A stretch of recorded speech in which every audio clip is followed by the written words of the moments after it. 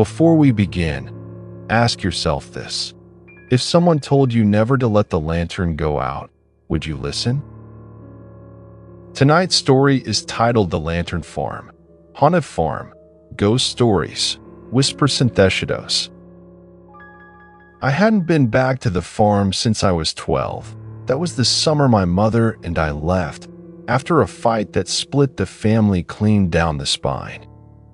I don't remember the argument, just the silence that followed, and the lantern, always that damned lantern, burning at the edge of the cornfield like an eye that never blinked. 30 years later, I returned with a key in one hand and a letter in the other. To Thomas Heller, heir of the land, it read, "My grandfather, Samuel Heller, had died the previous winter. No funeral, no obituary, just a line in the town records. Deceased, natural causes." The lawyer handed me the deed with a rehearsed nod, as if passing on a burden. The road leading to the farm had changed. Trees now leaned in like they were trying to whisper secrets through the windshield. The barn roof sagged like an old man's shoulders. And the corn, it shouldn't have been tall in October. Should have been bare stalks, brittle with frost. But they stood thick and green, rustling in wind I couldn't feel. The house looked the same.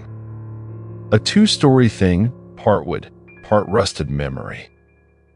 Its windows stared out at me like eyes clouded with age, but it was the lantern I noticed first. It burned, right there at the border of the field.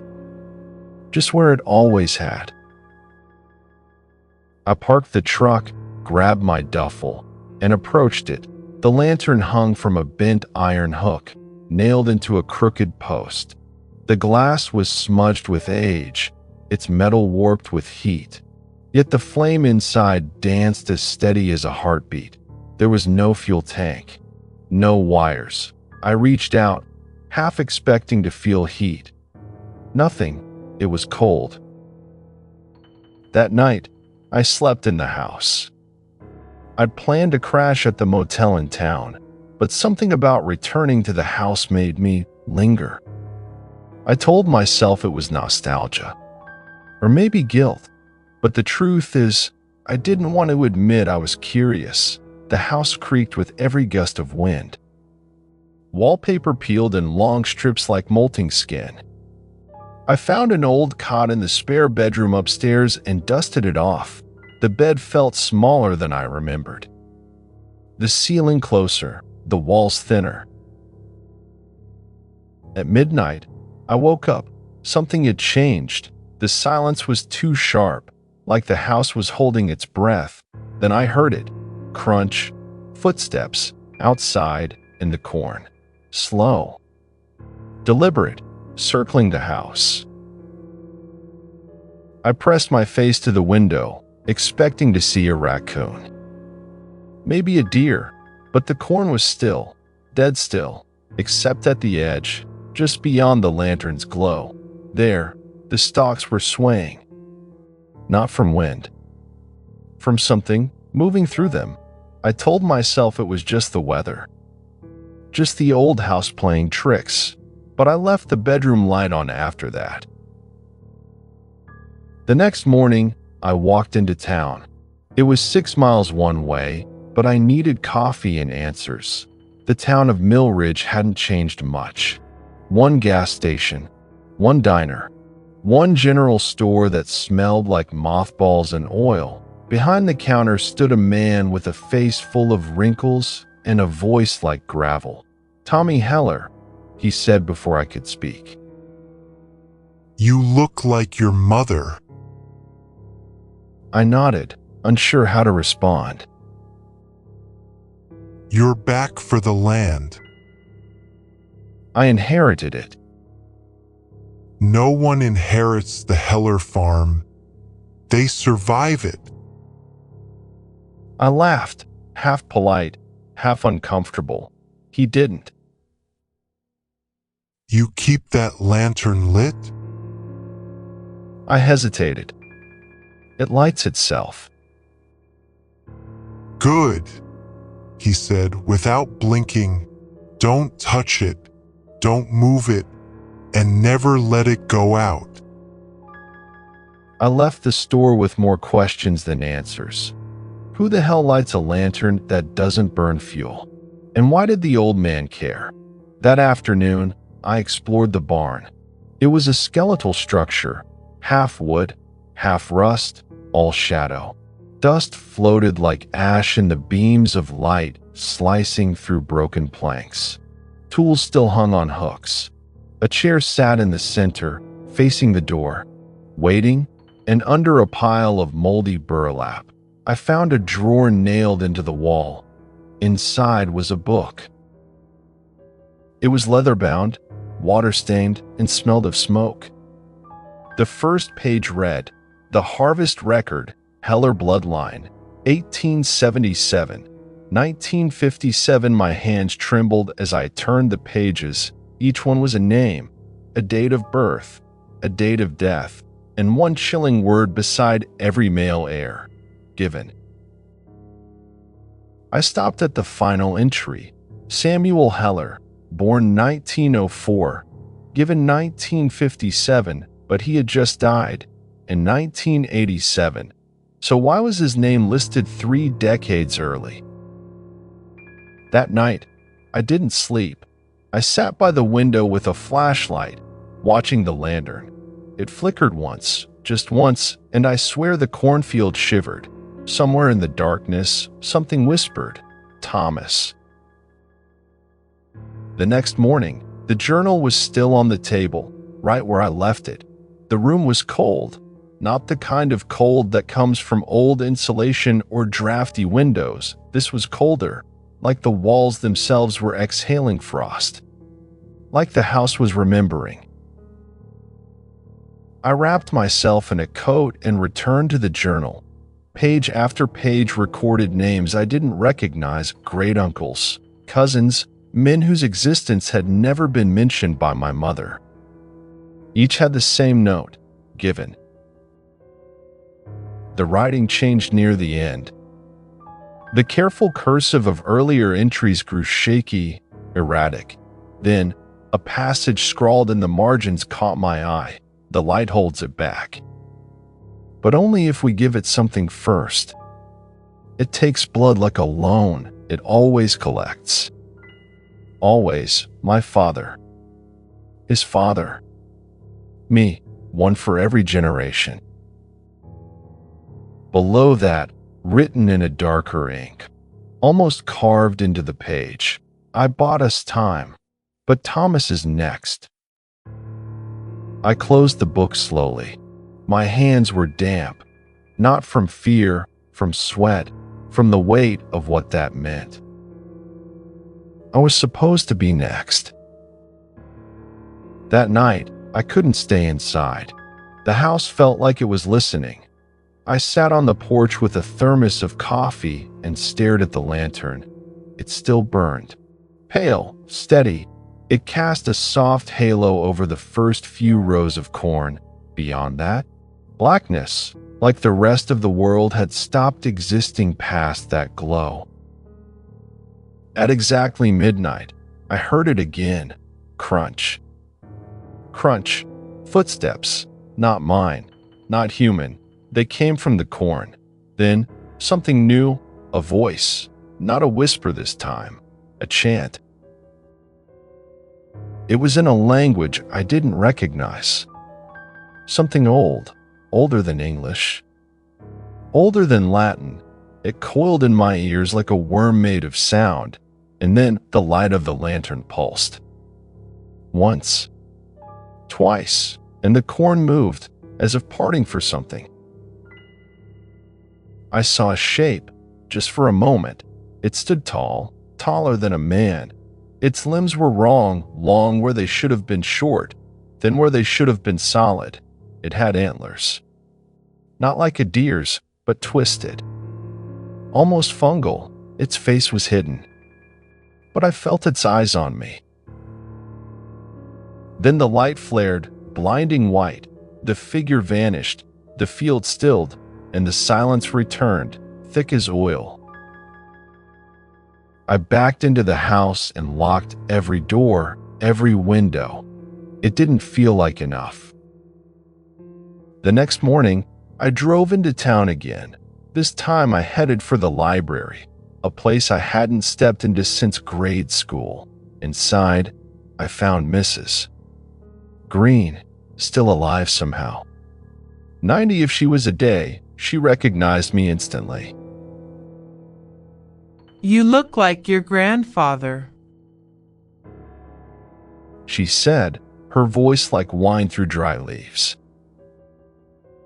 I asked about the farm, about the lantern, about what people used to say. She hesitated, then shuffled off into the stacks. When she returned, she handed me a photocopy from an old newspaper, Millridge Chronicle, dated October 3rd, 1887. Headline: Boy missing after lantern goes out. Hellerland cursed? The article was vague. A 10-year-old boy vanished during harvest season. The lantern had been extinguished in a storm the night before. Locals blamed wolves, but the boy's body was never found. Only his boots, perfectly placed in front of the cornfield, facing in. Next, she gave me a thin volume titled Midwestern Folklore, Volume 2. Chapter 4 was marked Lantern Spirits of the Plowlands. One passage leapt off the page.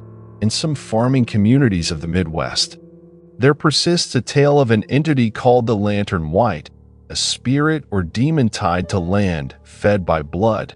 These spirits demand offerings each generation in exchange for fertile harvests. The light is both a ward and a warning. Another section chilled me.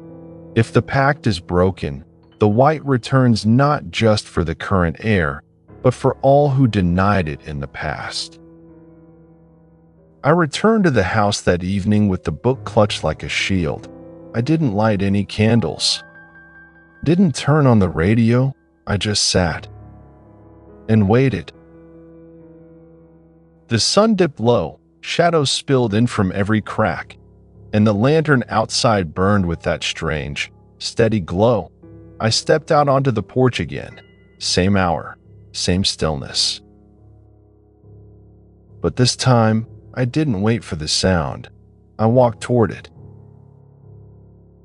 The air thickened as I approached the edge of the field. The lantern flickered, like it recognized me, or maybe it resented me. Then I stepped past it. The corn closed around me like a mouth. Inside, it was quiet, too quiet. No bugs. No wind. No rustle. Just the sound of my own breathing and something else, a heartbeat. Not mine, lower. Slower. It came from beneath the soil. I reached a small clearing at the heart of the field. There, sticking from the ground like a headstone, was another lantern, but this one was out. Cold, its glass shattered. Beside it, buried shallowly, I saw a bone. Fingers, small, child-sized. And then I heard the whisper again, so close I could feel its breath. He was enough until you came. I stumbled back from the broken lantern and the shallow grave. The fingers hadn't moved, but I couldn't shake the feeling that something beneath them had shifted, twitched, waited. I didn't remember running. Only the sensation of being pulled, like the cornfield itself was exhaling me, pushing me out before it could reach me. Back on the porch, I watched the familiar lantern swing gently on its post. The wind was back. The bugs chirped again. Everything returned to normal, as if the field had closed its eyes and gone back to sleep. But I couldn't. I didn't sleep that night. I sat at the table with the journal in front of me, the folklore book beside it, and a bottle of bourbon between the two. The truth settled in like dust on old furniture. My family hadn't just lived on this land. They had fed it, willingly or not. Every generation. One man. Given. A sacrifice to something ancient. The journal hinted at it. The folklore confirmed it, but what chilled me more was the last passage my grandfather wrote, the one that said I was next. Except I had never been told. No warning, no preparation, no bargain made on my behalf. Which meant the pact had been broken. And whatever we'd kept at bay with blood and fire was waking up. The next day, I started seeing the signs. It began with the well. I hadn't paid it much attention since arriving, just a round stone fixture at the edge of the barn. But now, something about it felt wrong. It had gone dry. I dropped a stone down, expecting the usual echo. Instead, I heard nothing, no splash, no bounce, just silence, as if the bottom had been filled with wool or flesh. Then the birds stopped coming. Each morning, I'd wake to an eerie quiet. No crows, no sparrows, no hawks circling above the fields, just silence, like the sky itself was avoiding this place. And then came the scratches.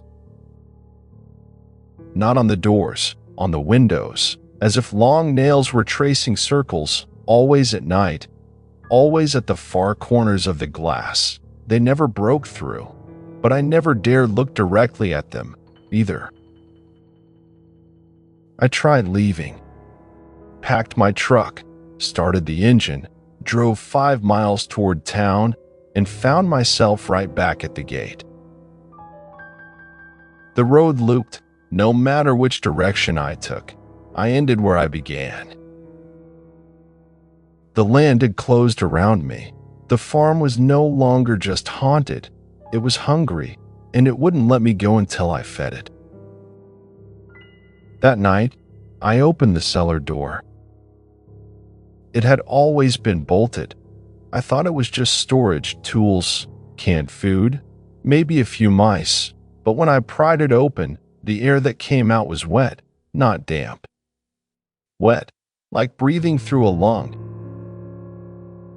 I took a flashlight and descended, would groan beneath me with each step. The walls were carved stone. Not foundation brick, stone, old. Uneven. Chiseled. At the bottom, I found a circle, drawn in chalk, or bone dust. I couldn't tell. There were stains, handprints, dried black patches where something once pooled, and in the center, a small iron cage, no bigger than a dog kennel. Inside it, a rusted lantern, identical to the one outside, except this one burned with no flame. It just glowed. Then I heard the voice again, but this time it wasn't whispering, it screamed. You were promised. The sound wasn't in my ears. It was behind my eyes, a pressure, a demand. I collapsed. Blood trickled from my nose. The light in the lantern flared, and then I saw it. The shape from the cornfield, tall, antlered, looming in the dark cellar, despite the walls. Its limbs scraped the ceiling, but it didn't bend. Its face flickered, shifting between bone, bark, and shadow. It reached for me, but didn't touch. It waited. Then, in my own voice, my grandfather's voice, it spoke again. Break the line, or feed the field. When I woke, I was in bed. The cellar door was shut, and it was morning. The truck was gone, the keys, too, and outside, the lantern was out. For the first time in 100 years, the flame was gone. And something was moving in the fields. The field looked different by day. It wasn't just that the stalks leaned at strange angles now, or that the wind no longer moved through them. It was the smell. Something beneath the soil was spoiling. I stood at the edge of the porch with a can of kerosene in one hand and the broken lantern in the other. My plan was simple: light the field on fire, burn the curse, destroy whatever it was that had taken my family one by one. But the ground didn't take the flame. I poured the kerosene wide and deep. Tossed a match. It snuffed itself out, like the soil refused to burn. Like it needed something else first. I returned to the house. The cellar called to me like a second heartbeat. I opened the journal again. Not the final entries, the middle ones, the ones my grandfather tried to hide beneath glued pages and torn out sheets. He hadn't just been a victim, he had been a witness. His own father tried to end it, tried to run or burn it or stop the ritual. It failed. The land took his wife instead, then his mind. So my grandfather did what he had to do. He fed the field. It wasn't a clean act. It wasn't even murder, not in the usual sense. It was a negotiation, a ritual of surrender. The offering didn't have to be family, just blood, just fear. He'd spent the rest of his life guarding that lantern, maintaining the pact, living with the horror of what he'd done, of what he let live. And me? I hadn't even lit the damn thing on my first night. That night, the scratching returned, not on the windows, but inside the walls. The house began to creak unnaturally, groaning like a ship at sea. Floorboards buckled, glass shattered in the hallway. I stood in the living room, shotgun in hand, the broken lantern at my feet, and then came the whisper, "We were waiting for you, Thomas." My grandfather's voice, but coming from behind the mirror. The glass warped, bulged outward, then cracked. Through it, I saw them. Not ghosts, not memories, but reflections that didn't match me. Men in farming clothes, women in white nightgowns, all with my eyes. I backed away, and the front door blew open. The cornfield was lit, but not by flame, by eyes. Dozens, pale, glowing, scattered through the stalks like embers after a fire. And above them, the tall one stood. The antlers were higher now. They scraped the clouds. Its arms had split into branches, and from them hung shapes, not fruit, not tools, but faces. One of them was my father's, smiling, mouth sewn shut. The creature took a step forward, and the whole house shuddered. I ran. Not into the field, into the cellar. The moment my feet hit the stone, the walls pulsed. The air was wet again. The iron cage glowed. I grabbed the second lantern. The one that burned without fire. It was hot, painfully hot. It burned through my skin the moment I touched it. But I didn't let go. Upstairs, glass shattered. The thing was inside now. I dragged the lantern up with me. Left a trail of skin behind, and as I reached the living room, I saw it. Standing in the doorway, bent to fit, head twisted sideways like a broken marionette, no longer pretending to be seen, just being. I held the lantern out. It didn't react. I shouted, screamed, begged, "Take me, then. Isn't that what you want?" The thing stepped closer. The faces on its branches began to speak. All at once, a chorus of regret, agony, rage. And then a small voice cut through them. A child's voice from the lantern. "You were never meant to stay." The light flared, blinded me. The creature reeled, screamed in a language I didn't know. And then, nothing. I woke up outside, face down in the field. The sun was rising.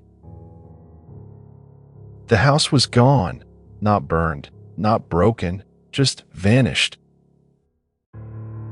In its place stood the lantern, unbroken, gently swaying in the morning breeze. And next to it, a small gravestone, my name. No dates, just a phrase. He ended the line. I don't know how long I've been out here. The road doesn't come anymore. No birds, no mail, just the wind and the rustling of corn. But the lantern still burns. And I think something's waiting for it to go out again. If you felt the cold breath in that field, then you know some lights don't shine to guide the way, they shine to hold something back. Let us know in the comments, would you stay on a farm if the only rule was never let the lantern die? Subscribe to Whispers in the Shadows for more creepy stories and tales that should never be told aloud.